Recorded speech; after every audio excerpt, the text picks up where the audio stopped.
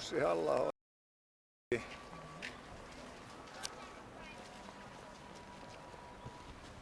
Missä se syntymäaika on?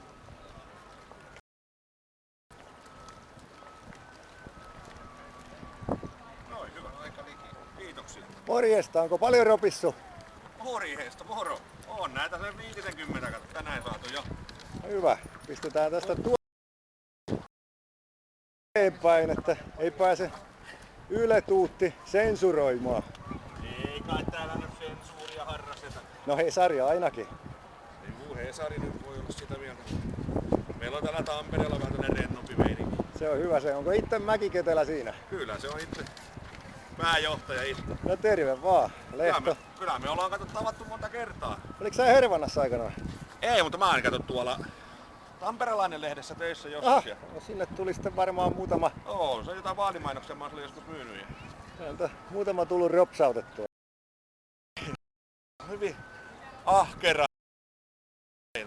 Isänmaan asialla, kato. Ei kukaan pääse kiistämään, kun mies on rekisteröidyn Isänmaan asialla ry:n puheenjohtaja. Niin.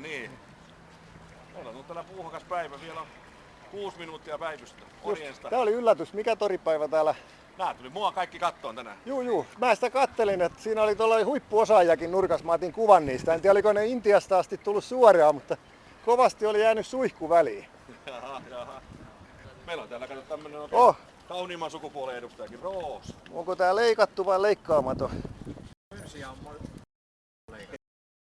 Afgaani, jota mäkin kestän kattella. Niin aina, mutta se ei ole afgaani silti.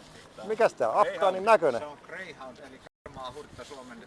Just, vaikka onkin vähän musta. No sanotaan nyt, että tää on semmonen hyvä musta, josta ei varmaan tuu rasismilla eikä nahkalla ratsastajaa. Vihtikoira, eli olla tuulen nopea. Mä oon aina ihmetellyt sitä, kun jokut sanoo, että pitäisi neekereitä sanoa mustiksi, että kun mulla oli Musti-niminen koira, niin sehän on jommankumman solvausta. Joko neekerit loukkaantuu tai sitten edesmenneen koiran muisto tulee häpästyä. Niin. Onko tän koiran nimi Musti? Eikö se on Roosa? Roosa. Roosa on niin kiltti ja rauhallinen, vaikka on vähän enemmän. Katsotaan, tässä on ihan kivasti porukkaa tullut. Moro! Terve. Tulin kattoo, että paljonko tänne on torillinen tullut antaa kannatusta Jussi Halla-aholle. Onko mitään kommentteja? Haluatteko sanoa Jussille terveisiä Europarlamenttiin? Mikä oli ykkösasia, mitä pitäisi hoitaa? Mikä? Terve Jussi. Se oli minun terveinen Jussi. Selvä. Entäs neiti? Muista, kosia ei saa, sillä on jo puoliso. Selvä. Ei muuta kuin Jussille menestystä Europarlamenttiin.